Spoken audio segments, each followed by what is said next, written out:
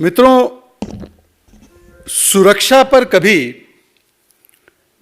खास करके राष्ट्रीय सुरक्षा पर कभी ओछी सियासत नहीं होनी चाहिए. There should never be politics played on an issue as grave as security of the nation and parliamentary security. पर कुछ लोगों का राजनीतिक चरित्र, कुछ लोगों का राजनीतिक डीएनए ही इस प्रकार का है कि उनके मन में राष्ट्रनीति के ऊपर भी ओछी राजनीति, सुरक्षा के ऊपर भी ओछी और कमस्तर सियासत करने की मंशा होती है. 13 दिसंबर को जो घटना पार्लियामेंट परिसर में घटी, पार्लियामेंट के भीतर घटी, उसका एक स्वर से खंडन होना चाहिए. हम सभी लोग इसे मानने में कोई संकोच नहीं करेंगे कि वो अति दुर्भाग्यपूर्ण घटना थी. There should be no problem in accepting and acknowledging that the incident of 13th of December within Parliament was an unfortunate one, and there must be no compunctions in any of our minds to resonate in one voice and condemn that incident without ifs and buts. Speaker जो कि custodian होते हैं, अभिरक्षक होते हैं, अभिभावक होते हैं parliament के, पार्लियामेंट सेक्रेटेरिएट के, पार्लियामेंट परिसर के, वो एडमिनिस्ट्रेटिवली भी उनको देखते हैं उन चीज़ों को, और कॉन्स्टिट्यूशनली भी वो कस्टोडियन और गार्डियन माने जाते हैं पूरे पार्लियामेंट परिसर के.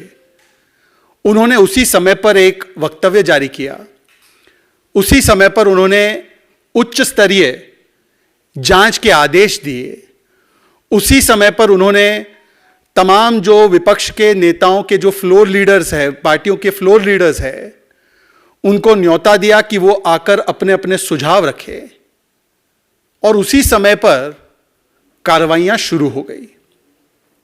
क्योंकि ये घटना जो हुई थी, ये पहले भी ऐसी घटनाएं हुई है. The speaker, who is the custodian, who is the guardian of the parliamentarian secretariat, immediately issued a statement, immediately called for a high level inquiry, immediately invited floor leaders of the opposition parties for a discussion to avail their suggestions on this, because this is not a one-off incident. This has taken place in the past as well.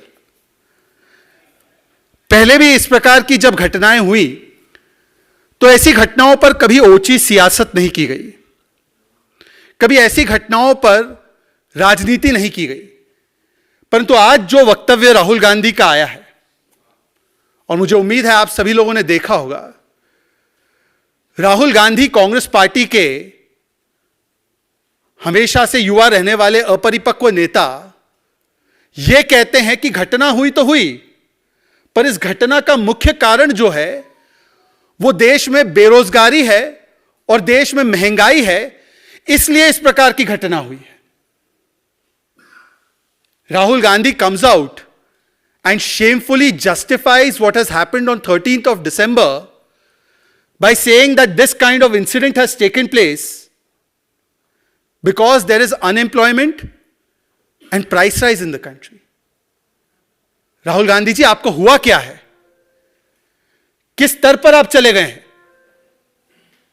मतलब आप 3 चुनाव क्या हारे, आप इस प्रकार के तर्क और कुतर्क देंगे एक ऐसी घटना पर जिसका केवल एक ही मकसद था कि पार्लियामेंट को, देश के सर्वोच्च लोकतंत्र के मंदिर को किसी प्रकार से आतंकित किया जाए, और उसको भी जायज ठहराने का काम आज कांग्रेस पार्टी की तरफ से हो रहा है. The Congress party today is trying to indulge in this kind of chicanery to come out and justify what has happened inside Parliament on 13th of December. This is the most shameful and ridiculous parallel that could have been drawn. Rahul Gandhi, आज सवाल यह बनता है कि इस प्रकार का सुरक्षा कवच आप क्यों दे रहे हैं? Why is Rahul Gandhi giving this kind of सुरक्षा कवच to those who have indulged in this kind of action on 13th of December? यदि राहुल गांधी के इन कुतर्कों को स्वीकारा जाए वैसे, तो मैं राहुल गांधी से पूछना चाहता हूं 11 अप्रैल 1974, आप ही की परिवार की सरकार थी, 2 पिस्तौल लेकर, एक बम जैसी सामग्री लेकर कुछ लोग अंदर चले गए थे पार्लियामेंट की ही इसी पब्लिक गैलरी में। क्या आप मानते हैं, आप स्वीकारते हैं कि ये उस समय की सरकार की बेरोजगारी और महंगाई की वजह से वो चले गए थे? 26 जुलाई 1974, मतलब कुछ ही महीने बाद, एक व्यक्ति खंजर के साथ घुस जाता है पब्लिक गैलरी में। क्या राहुल गांधी स्वीकार रहे हैं कि उस समय की सरकार की जो बेरोजगारी और महंगाई की दर थी वो चरम पर थी, तो इसीलिए खंजर लेकर कोई घुस गया था? 26 नवंबर 1974, एक व्यक्ति एक्सप्लोजिव्स लेकर चला जाता है, खंजर लेकर घुस जाता है। 1984 में एक व्यक्ति विजिटर गैलरी में जाकर वहां से कूद पड़ता है, और उस समय की अगर आप प्रोसीडिंग्स देखेंगे, निशिकांत दुबे जी हमारे सांसद ने ये प्रोसीडिंग्स उसको ट्वीट भी किया है, तो उसमें केवल एक वार्निंग देकर, मात्र एक शाब्दिक वार्निंग देकर उस व्यक्ति को छोड़ दिया जाता है।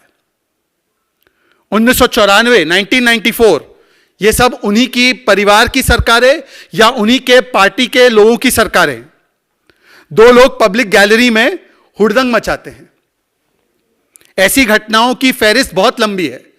2004 से लेकर 14 के बीच में भी ऐसी कई सारी घटनाएं हैं जहां पर पार्लियामेंट के पब्लिक गैलरी में या पार्लियामेंट के भीतर इस प्रकार की सिक्योरिटी ब्रीच हुई। अब मैं राहुल गांधी, आप ही के तर्कों को अपनाते हुए पूछना चाहता हूं आपसे कि क्या इन सारी घटनाओं के पीछे आपकी दादी मां की, आपके पिताजी की और सोनिया जी द्वारा संचालित मनमोहन सिंह जी की सरकार की महंगाई दर और बेरोजगारी दर थे? और आपके समय पर तो ये घटनाएं ज्यादा हुई।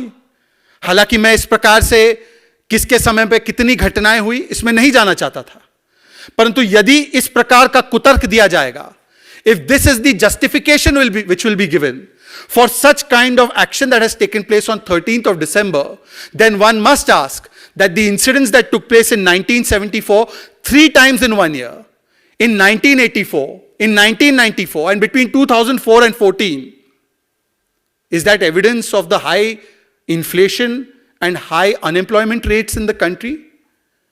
क्या राहुल गांधी जी ये कहना चाह रहे हैं कि यदि किसी को लगे कि देश में बेरोजगारी है या उसको रोजगार नहीं मिल रहा है, तो उसको कैनिस्टर उठाकर पार्लियामेंट के भीतर घुस जाना चाहिए और वहां से उस कैनिस्टर स्मोक बॉम्ब को खोल देना चाहिए?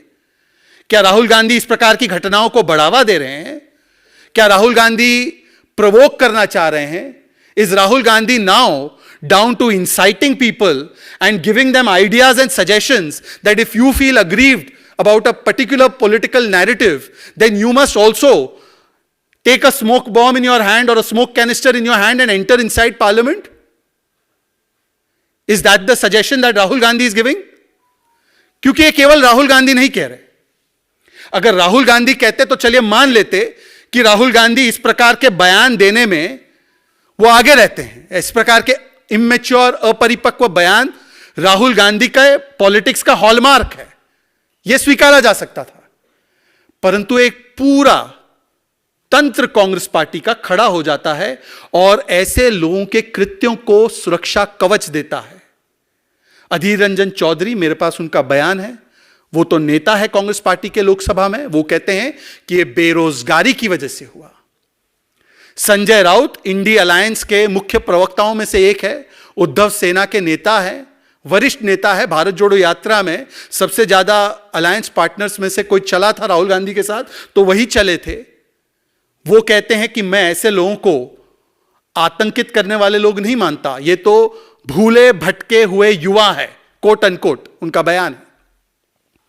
कांग्रेस के एक और नेता है सज्जन सिंह वर्मा, मध्य प्रदेश के अभी चुनाव हुए हैं, वहां पर 5-6 बार वो चुनाव जीते हैं, विधानसभा के चुनाव लड़ते हैं, बड़े नेता है। कमलनाथ जी, दिग्विजय सिंह जी, उनके साथ ही उनका नाम गिना जाता है, वरिष्ठ नेता है। वो तो गजब ही बात करते हैं। वो कहते हैं, और उनका भी बयान है मेरे पास, मैं समय के अभाव के कारण वो बयान नहीं सुना रहा हूं आपको, पर आपको प्रोवाइड कर दूंगा। वो कहते हैं कि जिन सांसदों ने, और देखिए मैं भाजपा से हूं, पर मैं उन हर एक सांसदों का नमन करता हूं जिन्होंने उस समय पर उस इंट्रूडर को रोका, उस इंट्रूडर को पकड़ा। ऐसे सांसदों के ऊपर एफआईआर होनी चाहिए। यह सज्जन सिंह वर्मा का बयान है। मतलब कांग्रेस पार्टी क्या चाहती है कि मलूक नागर जी, हनुमान बेनीवाल जी और उन्हीं के सांसद औजला जी, कोटक जी, इन सब पर एफआईआर हो जाए क्योंकि उन्होंने पार्लियामेंट की ब्रीच करने वाले इंट्रूडर को पकड़ लिया। यह किस प्रकार से सुरक्षा कवच तैयार किया जा रहा है? और केवल कांग्रेस नहीं, पूरे इंडी गठबंधन और उनके जो कह सकते हैं एक पूरे इकोसिस्टम के द्वारा। क्या इसके कारण यह है कि जैसे ही इन परपिट्रेटर्स के तार, इन पार्लियामेंट सिक्योरिटी के ब्रीच करने वाले इंट्रूडर्स के तार, जैसे ही कांग्रेस पार्टी और कांग्रेस पार्टी समर्थित कुछ उग्रवादी रेडिकलाइज्ड वामपंथी संगठनों से जुड़ते जा रहे हैं, तो ठीक वैसे वैसे कांग्रेस पार्टी उनके बचाव में उतर आ रही है। मैं बड़े गंभीरता से सवाल पूछ रहा हूं। मैं आज राहुल गांधी से, कांग्रेस पार्टी से पूछना चाहता हूं कि क्या राहुल गांधी और कांग्रेस पार्टी और पूरा इंडिया अलायंस और उनका इकोसिस्टम इसलिए इन लोगों का बचाव कर रहा है क्योंकि अब मीडिया के माध्यम से, जो मीडिया, खोजी मीडिया अपनी इन्वेस्टिगेशंस करती है, उसके माध्यम से साफ होता जा रहा है कि जो लोग इस पूरे प्रकरण के मास्टरमाइंड्स थे, जो लोग इस पूरे प्रकरण के पीछे थे, उनके तार कांग्रेस पार्टी से जुड़ रहे हैं। किसी एक मीडिया चैनल में मैं देख रहा था कि एक महिला जो नीलम आजाद, यही शायद उनका नाम है, उन्होंने तो सीधे सीधे कांग्रेस पार्टी के लिए वोट मांगे। वीडियो अवेलेबल है उसका, मीडिया चैनल्स ने चलाया। वही नीलम आजाद कांग्रेस पार्टी की एक वरिष्ठ कार्यकर्ता के साथ दिखाई देती है और वो वरिष्ठ कार्यकर्ता कांग्रेस पार्टी के अधिकृत मंच पर कई बार दिखाई देती है। ललित झा, जो एक और मास्टरमाइंड पकड़ा गया है हाल ही में, उसकी भी कुछ तस्वीरें सामने आई हैं जिसमें कि कुछ टीएमसी के नेता हैं और कुछ कांग्रेस के नेता हैं, उनके साथ वो नजर आ रहा है। न केवल नजर आ रहा है, चलिए तस्वीर तो एक बात होती है, परंतु उनके साथ साथ वो उनके पार्टी के दफ्तर में और राजनीतिक गतिविधियों में शामिल है। और जिस प्रकार से इस पूरे मास्टरमाइंड को पॉलिटिकल डिफेंस देने का काम कांग्रेस पार्टी कर रही है, संजय राउत कर रहे हैं, इंडिया अलायंस कर रहा है, लीगल डिफेंस देने का काम भी कांग्रेस पार्टी प्रोवाइड कर रही है। असीम सरोड़े नाम के एक वकील है जो राहुल गांधी के साथ भारत जोड़ो यात्रा में चले थे। उन्होंने पेशकश की है कि मैं इन लोगों के लिए बचाव करूंगा। असीम सरोड़े, अगर आप थोड़ा सा रिसर्च कर लेंगे तो वो वही वकील है जो उद्धव सेना के लिए एक आध मैटर में अपीयर भी हुए थे। ये रिश्ता क्या कहलाता है राहुल गांधी जी? ये क्या रिश्ता है आपका इनके साथ? क्या इसी रिश्ते के कारण कांग्रेस पार्टी और उसका इकोसिस्टम आज जिस प्रकार से ओछी सियासत भी कर रहा है, जस्टिफाई भी कर रहा है इनके एक्शंस को भूले भटके नौजवानों की किए गए कृत्य बता रहा है, या इनके नेता कह रहे हैं कि ये तो बेरोजगारी की वजह से इस प्रकार की घटना को अंजाम दे रहे थे, तो आज कांग्रेस पार्टी और पूरे इंडी गठबंधन से मेरा सवाल है कि ये रिश्ता क्या कहलाता है इन अपराधियों के साथ? और कांग्रेस पार्टी हमेशा ऐसे तत्वों के साथ क्यों खड़ी हो जाती है? 13 दिसंबर की डेट पर यह पार्लियामेंट ब्रीच हुआ 2023 में। इनके ब्रीच करने वाले इंट्रूडर्स के साथ कांग्रेस पार्टी खड़ी, और 13 दिसंबर 2001 में जिसने पार्लियामेंट में हमला किया अफजल गुरु, उसके साथ भी कांग्रेस पार्टी खड़ी थी। क्या राहुल गांधी नहीं गए थे जेएनयू और उन लोगों के साथ नहीं खड़े रहे जिन्होंने कहा था भारत तेरे टुकड़े होंगे इंशाल्लाह इंशाल्लाह, अफजल हम शर्मिंदा है, तेरे कातिल जिंदा है? तो राहुल गांधी जी और कांग्रेस पार्टी, चाहे 13 दिसंबर 2001 का मास्टरमाइंड हो अफजल गुरु, या 13 दिसंबर 2023 का मास्टरमाइंड हो, इन सभी लोगों के लिए आपका दिल क्यों पसीजता है? इन सभी लोगों के लिए कांग्रेस पार्टी सबसे पहले आकर सुरक्षा कवच क्यों प्रदान करती है? इन सभी लोगों के लिए आकर कांग्रेस पार्टी और उसका इकोसिस्टम बचाव की मुद्रा में क्यों आ जाता है? Why is it that whether it is 13 December 2001 and its mastermind Afzal Guru, for whom Rahul Gandhi had gone to JNU and stood with those people who chanted the slogans Bharat Tere Tukde Honge Inshallah Inshallah, or whether it is the masterminds of 13 December 2023, the Congress party and its leadership is constantly in support of such elements. ये रिश्ता क्या कहलाता है? और ये रिश्ता क्या कहलाता है इंडी गठबंधन से भी पूछना जरूरी है, क्योंकि मित्रों मैं आपके सामने एक और प्रमाण पेश करना चाहता हूं, इसी नेक्सस का, इसी तार का, इसी कनेक्शन का। मैं महाराष्ट्र से आता हूं। ये तो चलिए इन लोगों ने इस घटना को अंजाम दिया, इस पे जांच हो रही है, इनके ऊपर सख्त से सख्त, गंभीर से गंभीर प्रोविजंस ऑफ लॉ अप्लाई किए गए हैं, यूएपीए के सख्त कानून को अप्लाई किया गया है इन पे। जिस प्रकार से महाराष्ट्र में यह नेता है, आप जरा इसको देखिएगा, यह उद्धव सेना के नासिक के प्रमुख नेता है सुधाकर बड़गुजर। यह सुधाकर बड़गुजर नेता है, इंडी अलायंस के ही नेता है। अब तो इनका जन्मों जन्मों का रिश्ता बन चुका है कांग्रेस और उद्धव सेना का। यह नेता जो है, इनकी वीडियो सामने आई है कि ये पार्टी कर रहे हैं, नाच गाना कर रहे हैं एक कन्विक्टेड 1993 बॉम्ब ब्लास्ट में शामिल व्यक्ति के साथ, सलीम शेख उर्फ सलीम कुत्ता। यह वीडियो है, यह फोटोग्राफ्स है जो सामने आ चुकी है कि सलीम शेख उर्फ सलीम कुत्ता के साथ उद्धव सेना और इंडी अलायंस के वरिष्ठ नेता सुधाकर बड़गुजर नाच रहे हैं, पार्टी कर रहे हैं। तो मतलब आप देखिए 2001 के मास्टरमाइंड के साथ, 2023 के मास्टरमाइंड के साथ और 1993 बम ब्लास्ट के मास्टरमाइंड के साथ अगर कोई खड़ा है तो वो इंडी अलायंस के लोग खड़े हैं। इसमें हमारी महाराष्ट्र की सरकार और वहां पे उप मुख्यमंत्री देवेंद्र फडणवीस जी ने ऑलरेडी एसआईटी की जांच गठित कर दी है और इसमें तो हम दूध का दूध पानी का पानी करवा कर रहेंगे। पर मेरा सवाल आज उद्धव सेना से भी है, मेरा सवाल आज उद्धव ठाकरे से भी है।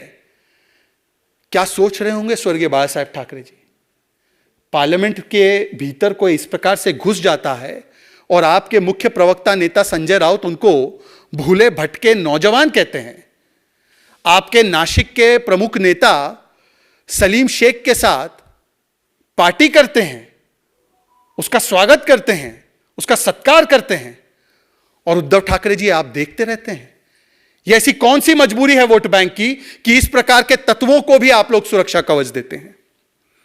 सवाल यह भी बनता है कि वो कौन से ऐसे मुद्दे हैं दरअसल जिससे कांग्रेस ध्यान भटकाना चाहती है।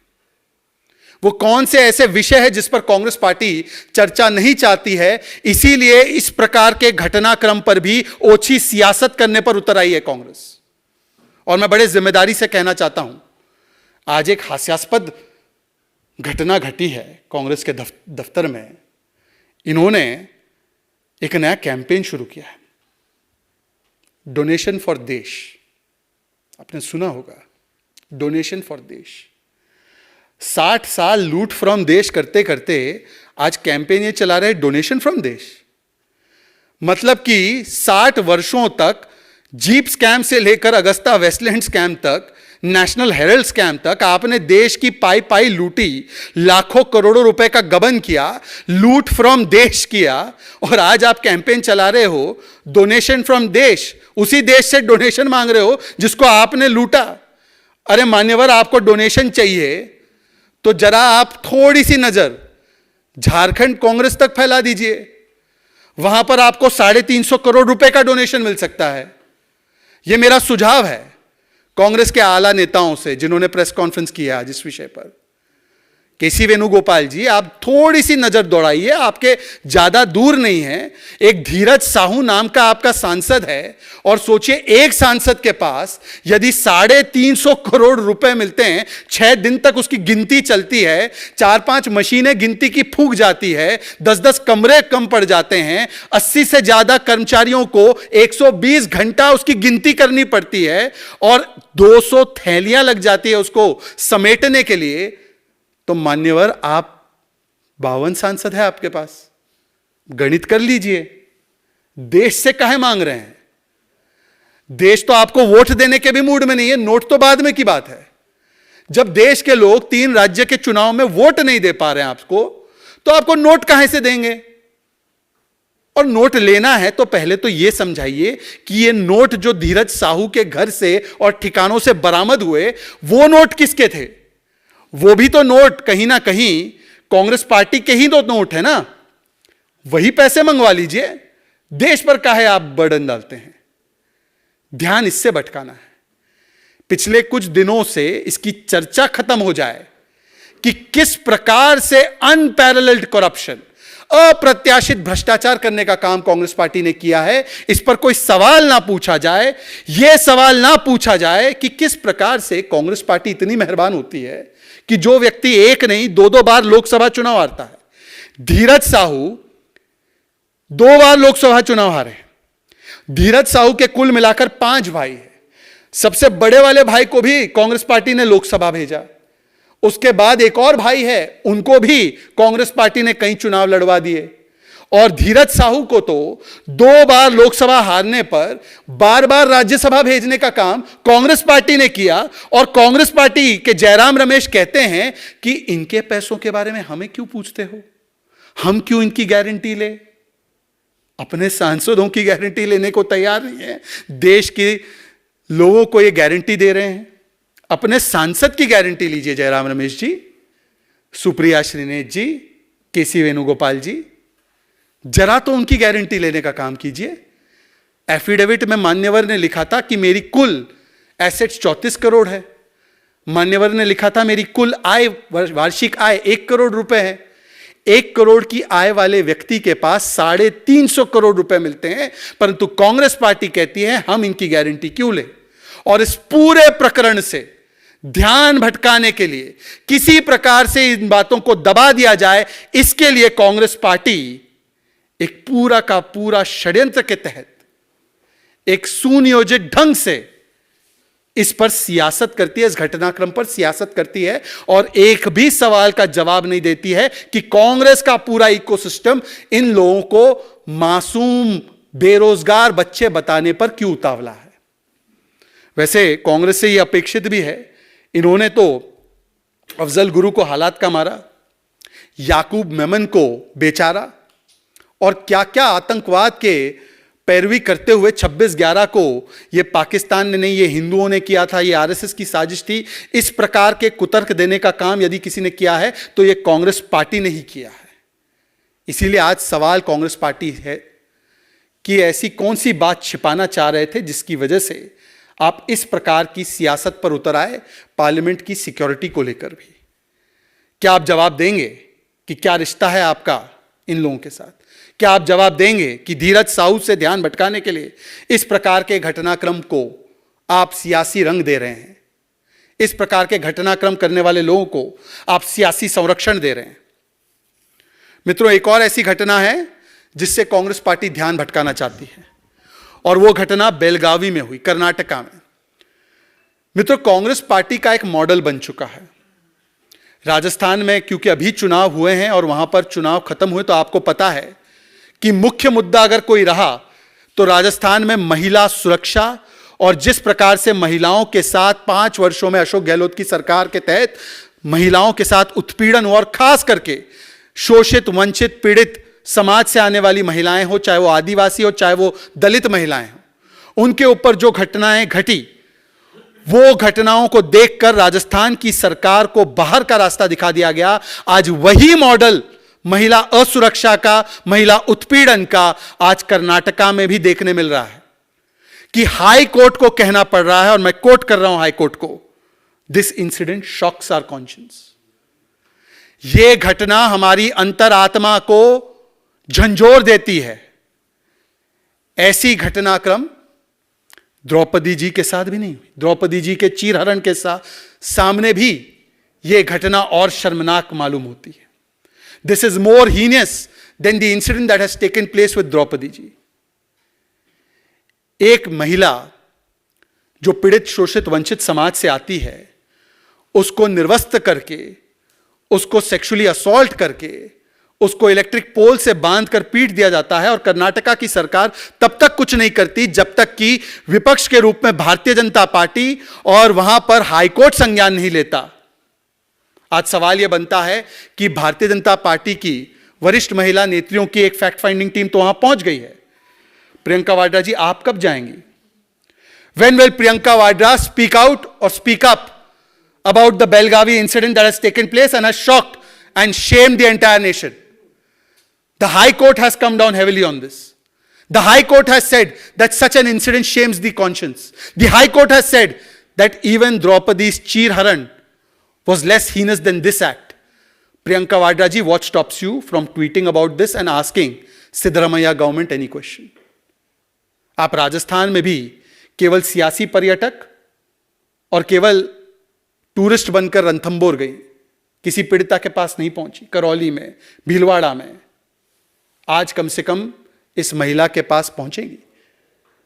भारतीय जनता पार्टी की वरिष्ठ फैक्ट फाइंडिंग टीम जो है वो उनके पास है, उनके साथ है, और इस पूरे घटनाक्रम के पीछे जो जो बातें हैं वो हमारी नेत्रियां आपके सामने जरूर साझा करेगी। परंतु आज सवाल राहुल गांधी और प्रियंका वाड्रा के मौन पर है, और क्या इसी मुद्दे से और धीरज साहू के मुद्दे से ध्यान भटकाने के लिए ही इस पूरे घटनाक्रम को अंजाम दिया गया, जिससे कि इन लोगों को सुरक्षा कवच भी दिया जाए और इस पूरे मामले पर ओछी सियासत किया जाए? इस सवाल को मैं आपके सामने रखना चाहता हूं। एक खबर आप लोगों के माध्यम से बिहार से भी आई है। बीपीएससी के एग्जामिनेशन में जो मुझे बताया गया है, आप लोगों ने इसको अपने चैनल्स पर चलाया है, बड़ी मज़ेदार बात है कि 15 दिसंबर को आयोजित बीपीएससी के शिक्षक भर्ती परीक्षा, जो टीचर्स की रिक्रूटमेंट एग्जाम है, उसमें एक सवाल आता है कि इंडी अलायंस, INDI अलायंस के फुल फॉर्म को बताइए। ये उन लोगों से, उन अभ्यर्थियों से पूछा जा रहा है जो लोग इस एग्जामिनेशन के लिए अपियर कर रहे हैं, उनसे ये पूछा जा रहा है। मज़ेदार बात है कि टीवी के अलावा और ऐसे पेपर्स के अलावा इंडी गठबंधन कहीं दिख नहीं रहा। जब इंडी गठबंधन का ये नाम तय हुआ था, इंडी अलायंस, तब भी आप में से कुछ वरिष्ठ पत्रकारों ने उनके वरिष्ठ नेताओं को पूछा भी था कि ये INDI अलायंस का फुल फॉर्म जरा बताइए। तो एक डेमोक्रेटिक बोल रहा था, कोई डिप्लोमेटिक बोल रहा था, कोई डेवलपमेंटल बोल रहा था। इस प्रकार के भी कंफ्यूजिंग स्टेटमेंट्स उन्हीं के नेताओं से आए कि उनके नेताओं को भी पता नहीं था कि ये INDI क्या है। हिंदी में तो उन्होंने वैसे कुछ बनाया ही नहीं था, केवल इंग्लिश में ही कहकर छोड़ दिया था उन्होंने। सवाल ये बनता है कि शिक्षा का सियासीकरण किया जाएगा। पहले शिक्षा का सांप्रदायिकरण किया गया कि हिंदुओं के जो त्योहार है उनकी छुट्टियों को रद्द कर दिया जाए, खत्म कर दिया जाए।